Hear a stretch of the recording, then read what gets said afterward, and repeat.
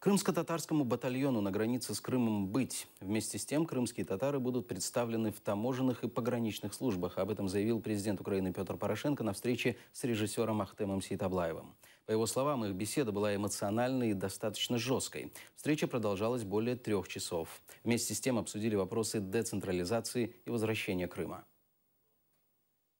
Возникают, скажем так, сложности для пересечения границы простым гражданам, проукраински настроенным. Есть огромные потоки грузовых фур, которые тащат в Крым, а может быть просто через Крым транзитом, тащат товары в Российскую Федерацию. Почему это происходит? Будет ли это меняться? На что получил ответ о том, что сейчас уже принято решение.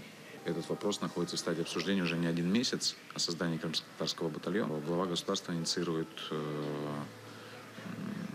принять решение о том, чтобы и в таможенной, и пограничной службе, особенно между Крымом и материковой Украиной, было широкое представительство крымских татар.